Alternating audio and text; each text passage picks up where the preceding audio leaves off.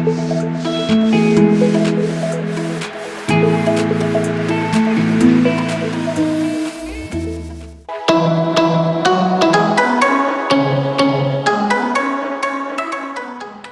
kita akan membahas buku yang berjudul Thinking in New Boxes, 5 langkah penting mencetuskan ide besar berikutnya, yang ditulis oleh Luc de Brabandere dan Alan Ini dari The Boston Consulting Group.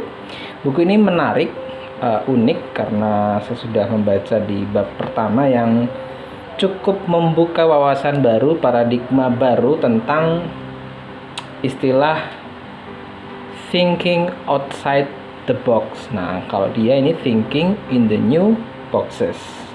Nah, di bagian pertama dari buku ini, penulis menyampaikan pesan yang cukup menarik, dimulai dari pertanyaan, berapakah jumlah warna dari pelangi?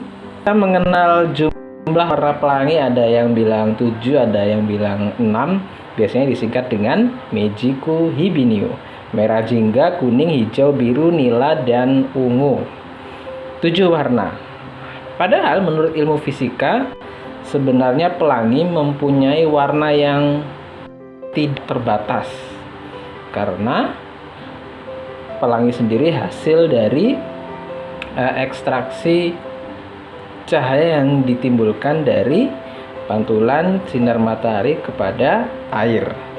Nah, menariknya, saat kita menganggap warna pelangi itu Meiji-ku Hibiniu, 7 warna, sebenarnya kita sedang menempatkan diri kita pada satu kotak, satu box pemahaman, di mana pelangi itu warnanya ada 7 warna.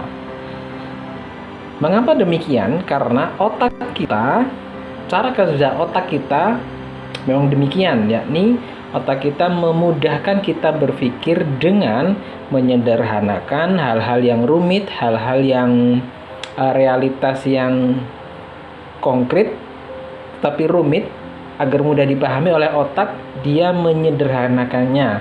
Nah, si penulis menyebutkan penyederhanaan ini disebut dengan kita mengkotakkan pemahaman kita, tentu untuk mempermudah. Jadi otak kita menyederhanakan fakta, menyederhanakan yang tampak rumit menjadi lebih mudah dimengerti, masukkan dalam kotak yang bisa diatur, lalu berukuran dengan atau diukur atau dengan kotak yang ukurannya lebih nyaman, dalam artian nyaman untuk dipahami, nyaman untuk dimengerti. Nah, setelah bagian pertama penulis menyampaikan tentang warna, tentu kita sudah mulai memahami bahwa otak kita sekali lagi memudahkan pemahaman dengan membuat kotak-kotak pemahaman. Nah, yang jadi pertanyaan menarik kedua adalah, apakah berpikir dalam kotak cukup atau berpikir di luar kotak cukup, atau thinking outside the box apakah cukup? Ternyata tidak cukup. Mengapa tidak cukup? Karena ada 3 hal sebab yang ditemukan oleh penulis selama mereka memberikan workshop pelatihan tentang kreativitas. Yang pertama, mengapa berpikir di luar kotak tidak cukup?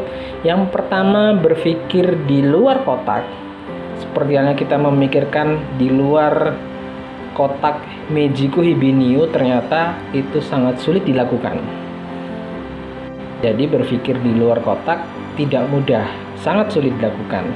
Yang kedua, ternyata berpikir di luar kotak itu kita mengalami kesulitan untuk menentukan kotak mana yang harus kita keluar, karena banyak kotak-kotak yang lain. Seperti halnya kotak pelangi tadi, kita memahami warna pelangi dari kotak pemahaman Meiji-ku Hibiniu. Tetapi saat kita beralih ke kotak yang lain, saat kita belajar fisika, ternyata warnanya menjadi tidak terbatas, sehingga kita agak cukup sulit menentukan kotak mana yang harus kita keluar, dan kita menentukan di bagian mana. Lalu ternyata karena kita tidak bisa keluar kotak, yang kita butuhkan adalah kotak baru.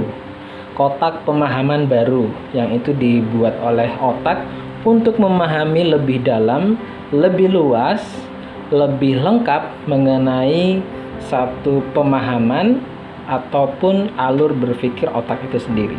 Itulah ulasan singkat mengenai buku Thinking in New Boxes. Sampai jumpa di ulasan yang lain.